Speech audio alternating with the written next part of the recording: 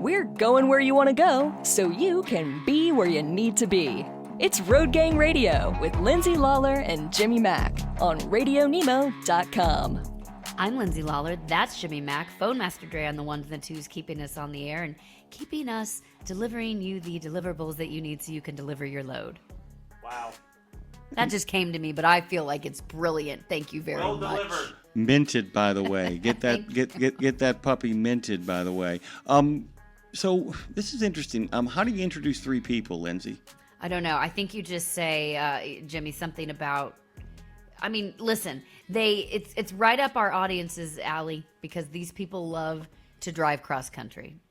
I mean, it's as simple as that, and they love to do it and tell stories together as a family. So, I thought I'd take a run and do it in their words, by the way. This might be the best way to do this. To tell this road trip story appropriately, I'm enlisting two other authors. My father, who now goes by Grandpop, and my daughter, who I'm calling Kiddo. Together, we three make up the crew who took cross-country road trips to celebrate our graduations. Yes, you read that correctly. 3 consecutive generations of my family, I'm talking about Scott, of course, celebrated their graduations by taking cross-country road trips. To a certain degree, dad joke alert, his words, not mine, it makes sense. My passion for road trips came from my father, and it was natural for me to pass that love on to my daughter, and guess what? So nice, we decided to do it thrice. We got them all, Lindsay. We got the whole enchilada and the burrito on the side. This is going to be a zoo. Scott Berney is joining us, but guess who else is joining us? Mike Berney, Scott's father, who we will call Grandpop, and Claire Leitner, Scott's daughter, who we will call Kiddo. I'd like to welcome all three of them after directing you guys to takebackroads.com. Scott is back. Mike and Claire are joining us for the first time. Welcome to Road Gang Radio, our friends. We are so delighted, as Teddy Roosevelt, the great adventurer, would say, delighted to have you aboard. Welcome, Scott. Welcome, Mike. Welcome, Claire. Thank you, guys. Thank you very much. Mike. Thank you. Hi, everybody. We'll make sure we call out your name when we address everybody. But you're also family, so you can step all over each other if you want. Is that fair? Well, I'm going to actually start because wisdom is going to win here. I'm going to start with Grandpop, with Mike, because Mike, when I saw that we were going to have you on, of course, the first thing that hit me was the idea of the difference of a road trip in the 60s versus 2025. It's obviously, there's some of the same joys and adventure and heart behind it, of course, but it is done very differently. And so obviously in the 60s, there weren't even cell phones to call around.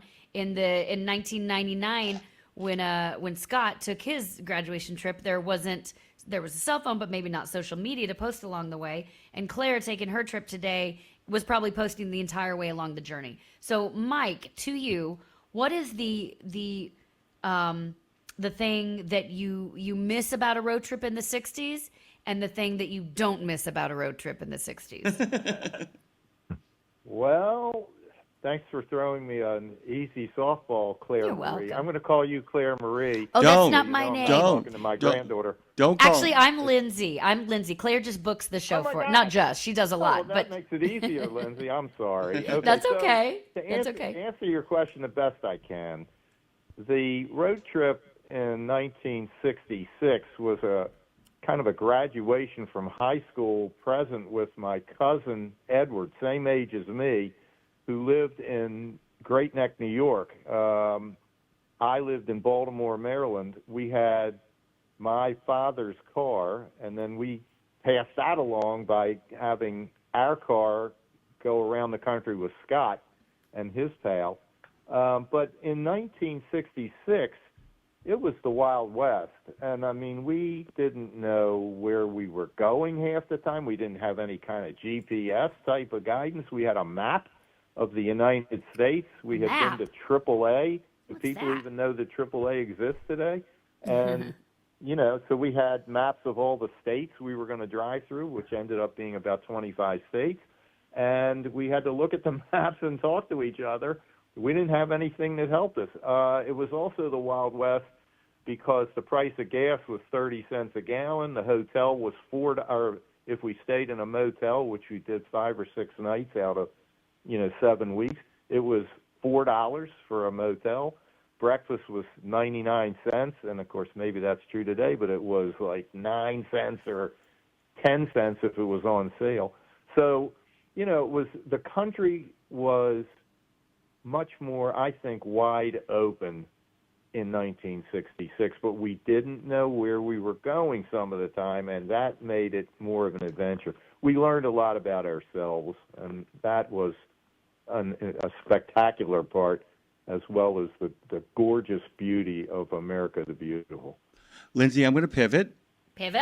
I'm going to pivot to Scott and kind of say and ask a kind of an existential meta question. So you serve as a bridge between one generation and the next. You sit squarely in the middle.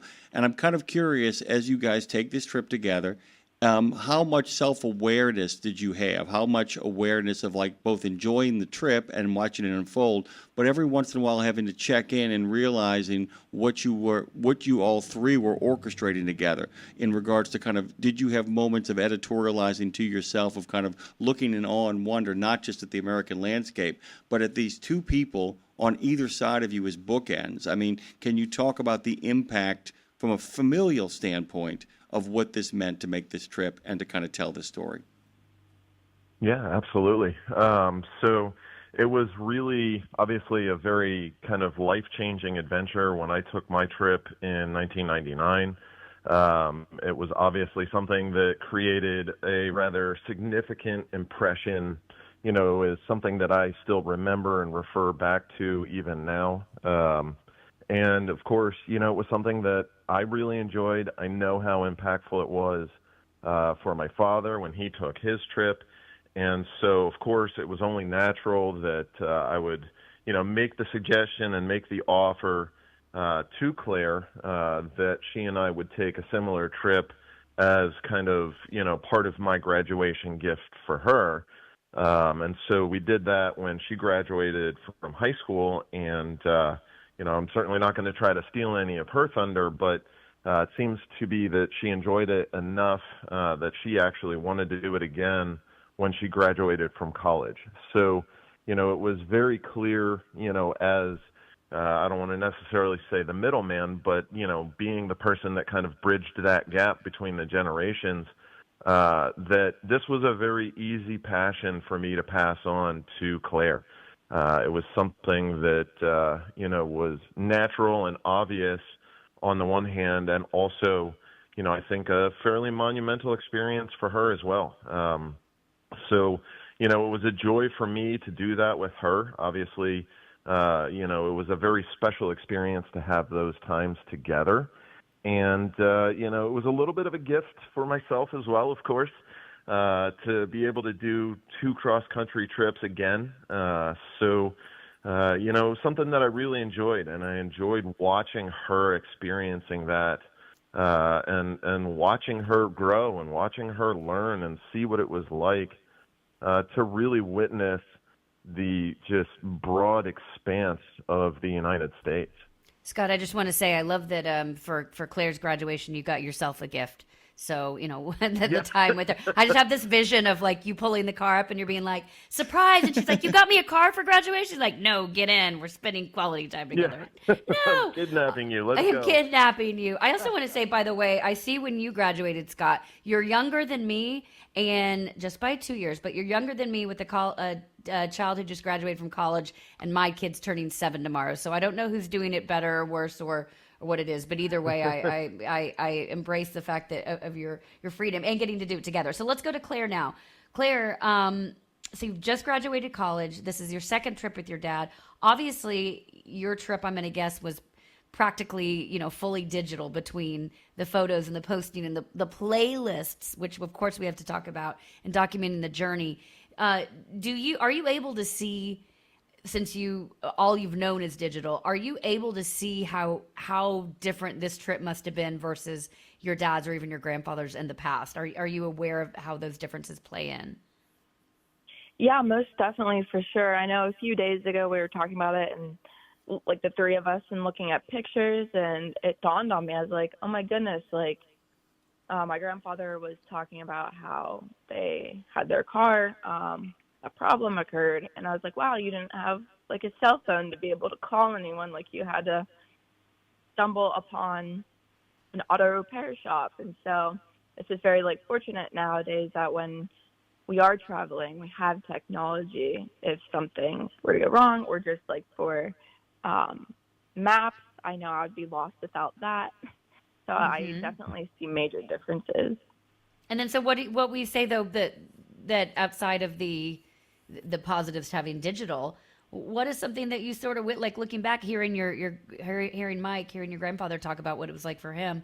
Is there anything that you're sort of jealous of? I know you can't imagine a life without your cell phone in your hand. None of us can anymore. But is there anything that you're like, man, if I wish I didn't know what I didn't know, kind of thing? Is there something that you wish you could maybe bring more into light into the future these days that we didn't have back then? Yeah, so I think our cell phones are always something in front of your face, and it's so easy to capture a moment. And I think that like back then it would have been potentially a little nicer not having as much access to technology, in the sense that you're more present in the moment and you're looking around as you're driving. And I know that's one thing I really tried to work on, to like look at my surroundings and not my phone. Good for you. But yeah, I think that being Lindsay, more present. can I add to Claire? Please. Can I add to what she said? She and my son taught me to do that when I was in California this summer, and I am very grateful that I put the phone down. See, love can build a bridge, guys. We're doing it. And Scott, I'm also curious in regards to your own experience, with an Austrian who had just learned to drive when you did that back in 1999. If in fact you had any sort of flashbacks or any sort of like winces when, like I said, because the road is not only a movement forward, it's actually we end up having flashes of the road that we have traveled before. At any points and moments did you look back with immense fondness, but more importantly, did you ever find yourself wincing about some of the things that happened in 1999? Oh, absolutely. So there are two stories that immediately leap to mind. One of the very first experiences that was very memorable in our trip was we were driving down the interstate. We're in the middle of, Kansas or Nebraska, and there's not much to do, not much to really talk about or pay attention to. So we're just kind of horsing around the way that two 18-year-old kids would do. And Dietmar accidentally, as we're just roughhousing, hit the shifter in the Camry that we were driving and pushed it from drive into reverse at about 70, 75 miles an hour. Oops. And the car kind of drifted to a stop on the shoulder. And I thought, of course, we've just shifted the car into reverse going 75 miles an hour. We've just completely nuked the transmission, and our trip is now over, which apparently we discovered in that moment that I guess there's some kind of technology in there that the vehicle shifts to neutral instead of actually going all the way into reverse. It's why you drifted. We were incredibly fortunate in that moment, to say the least. And the other one that, really pops to mind that I get fresh reminders of all the time, we live in the Bay Area now. And one of the really horrifying experiences that we had on our trip was coming across the Bay Bridge from Berkeley, Oakland area into San Francisco. And I don't know if anybody has ever driven that bridge, but there are about 12 to 15 lanes of toll booth that very, unannounced and very quickly goes from 12 lanes down to 2. And that's the first time either one of us had ever navigated a situation like that in our lives. And there's no signs, there's no markings. It's just you're gradually losing lanes as you're going, 70, 80 miles an hour, battling with commuter traffic across one of the more popular bridges in the country. And of course, every time now that we live here, every time I drive across that bridge, it's just a fresh reminder of the stress that, still happens every day trying to traverse that bridge and get into San Francisco. So we're talking with 3 generations of travelers, road trippers. As you guys know, most of our audience are over-the-road truck drivers, so I'm sure they're listening on the other side being like, we know exactly what you're talking about. We have all the tips and tricks. I want to know, and I'll ask Mike this question. Mike, what felt more dangerous back then versus today? And I use dangerous as either a good or a bad term, depending on where your heart's adventure and desire lays. But what felt actually really dangerous back then versus a trip that you take today? I guess I would say that we didn't have the level of communication capability that exists today. So we were highly dependent on what was going on in the local area and the community, and we had to count on them taking care of us. We were lucky in a lot of ways. I mean, I have a quick anecdote. Our check generator light went on in the Oldsmobile Cutlass in 1966 when we were backing out of a parking lot, and we spent half a day in the only shop in town that would work on a car. And when the guy fixed it, and when we backed up, the check generator light went on. It turned out it was a short to the back of the light on the car. And the guy said to us, basically, well, you don't know that, and if it's wrong, there's no one else that's going to help you, and I'm not going to help you. And I just think, if you think about the capability of finding other places that could help you today, that's a lot better. And I know, too, the thing that Claire mentioned about, my granddaughter mentioned about the cell phone, if I needed to make a call, like when I was ready to quit the road trip because I was angry at something, you had to go find a payphone to make a call, and you had to hope that you had a nickel or a dime, and you could carry on the conversation for another 3 minutes for another nickel. So a lot has changed. A lot is well, and then you guys can all step on each other and answer at the same time here. Who's actually the most cautious traveler of the three of you all? Grandpa. Yeah. Grandpapa owns that one. Claire, your vote. I think so. Yeah. Thinking about it more, actually, yeah, I think Grandpa. Grandpa, cautious. All right. Well, one of the things, Scott, that really landed with me is when you wrap up the piece, and it actually permeates the piece entirely. Talking with Grandpop and Kiddo about our cross-country road trips, a unifying theme runs throughout. More than anything, we learned how to be captains of our ship, the leader of our lives, to be independent, to navigate the world around us. I think about at the end of 1999, beginning of 2000, I actually, a little bit older, took a trip from New Orleans to go to the University of Washington to start my adventure out there. And look, I've driven all over the place. I've been all over the country. But I remember there was something about that trip in particular, the changes in topography, the changes in climate and all that kind of stuff, and that sense. And by the way, guys, I did have a AAA triptych was in the car with me as I made that trip. and I just want to kind of have you, all three of you at some point, talk about that idea, that captain of your ship, that sense of independence that I think everybody needs in a growing up process to take a journey on their own, to kind of accumulate and acclimate to what it means to be out there doing your thing. We can start with Claire and then move up generations, Scott, and of course Mike. Let's just start with you, Claire. I mean, at any point did you realize, wow, I'm in charge? This is my life and my destiny. Yeah, so back in 2021 when I graduated high school, that trip was the first time I have ever driven consecutively for, I think at the time, I did 6 hours. And then on this past trip, I did 12 hours. So about doubled. But that first trip, I was just driving. I think the time when it hit me, my father fell asleep, and I was like, wow, like I'm like halfway across the country driving in like a state I've never been and a place I've never been, and it's just given me a lot of confidence in my driving abilities, even to this day, especially with the second trip.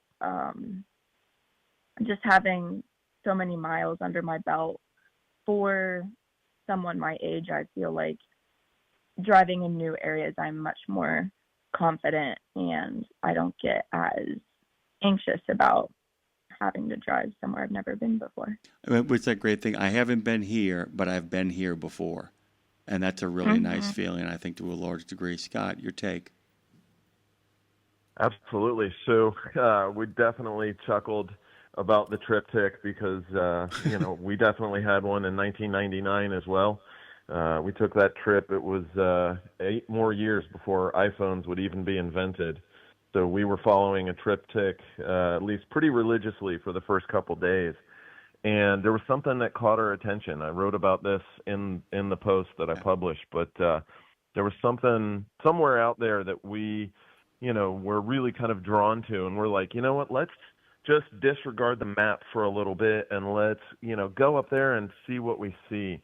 And as soon as we got off, it was like once we had broken out of what was planned for us, and we're really kind of, like I said in the post, captains of our own ship, that we were kind of guiding our own destiny and, disregarding what the plan was.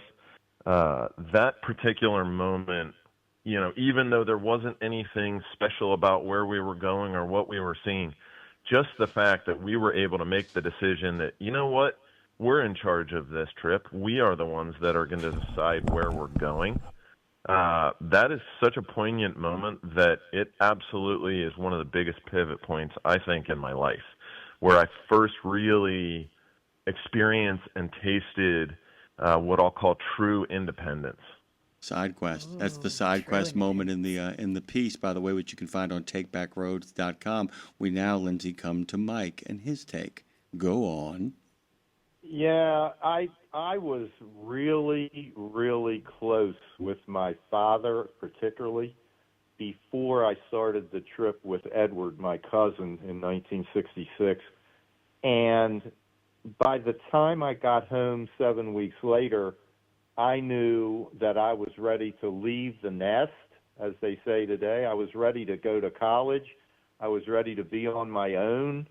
I didn't need to rely as much on my parents, and especially my father, as I always had. So the sense of independence grew over 7 weeks into something that then accelerated my development in life. And for that, I am profoundly grateful to, my family, all of us. We're a really close-knit family, guys, and always have been. And yet I know each of us, the three of us on this call and others in the family, we are all fiercely independent. And there's good reason for that. It's because you have confidence in your skills, you have experience in life, and you've grown. And, all of that matters. And I revere what Scott did. I revere what my granddaughter Claire did. And I certainly revere what I did. And it just, the sense of independence is everlasting. That's beautiful. The tight-knit yet independent juxtaposition is really great. Okay, we got to be fun here for a minute. We got to talk music, food, and ritual, of course. So, Mike, it's funny here, Jim, when you think about probably what's happening musically. I'm just going to be stereotype and guess that, Mike back then, it was classic rock and AM radio. Scott was more 90s alt rock and mixtapes, and Claire's more curated playlists and Spotify, which all three different things. But each of you, when you get in the car, if there's a difference between, I think, with the music, if you're driving versus you're in the passenger seat. So we'll just say each one of you, if you're driving, what's the first go-to playlist when you hit the open road, or song or band that should be playing? Mike, we'll start with you. For Grandpop, it would be Motown, I guess. Yeah, buddy. Oh, yeah. For sure. Yeah. There's a lot there. When you say Motown, you got a lot of options. Oh yeah, a lot of groups of people all wearing the same suit or the same dress and singing a really groovy tune. I see Mike in a convertible with his hair flying right now, if he has hair. A shout out to your listeners. You mentioned, we did get help along the way from some of the people who drove trucks, and one of the things I learned was there was music I didn't even know existed. Oh yeah. Yeah. Oh yeah. And by the way, this channel, by the way, played a large part in kind of shaping the music that those folks listened to as well. So we have our own legacy that we're particularly proud of as well too. Same question, Scott. What's the music? What's the go-to? As Lindsay asked. It's really funny, actually, because my go-to when I'm driving is usually classic rock now. And I'm a blues guy at this point, so I absolutely love blues music, which, like Motown, is a pretty substantially large genre with a lot of options, which, when you're on that long haul, definitely helps you get through to have a lot of stuff to listen to and a lot of variety. So pretty much anything really, though, that has kind of an upbeat, uplifting kind of movement to it is going to be on my radio at some point. Beautiful. All right, Claire. Now for the wild card, Claire. What are you listening to when you kick off? Yes, every time I get this question, it's so hard for me to answer because I feel like it's very dependent on maybe how I'm feeling that day. But typically for like a road trip, no particular artist that I would put on, but definitely, like my father was saying, more playlists that like have upbeat, lively music to help keep me awake on those longer rides. But yeah, no particular artist is coming to mind. It's interesting, Jim, though, just generationally, like grandpa and dad knew it's Motown, it's blues, and then Claire, the younger generation's like, it's whatever makes me feel good at the moment. Don't ask me who I am. Don't put me in a box. I like it. Own it, Claire. But by the way, I'm going to say this to Claire, though. In all fairness, your zone has been flooded musically in a way that your previous generations have not. It's like, what do I pick? I can pick anything because it's all there, and it's very, very. It's almost like gridlock in Chicago on the Eisenhower. Jim, you got to ask him about food. I got to know what food's in the car. Really quickly. What's the go-to snack? We start with Claire. You go first. Chips. What kind of chips? Got to get away with chips. What kind of chips? Chips. Not pulling out one. What kind of chips? Well, I love salty foods, so I have a gluten allergy, so it's a little difficult to pack some snacks. But one of my favorite chips used to be the garden salsa chips. Those are that's quality stuff right there. Crunchy. Scott, what are you eating? Top it, Scott.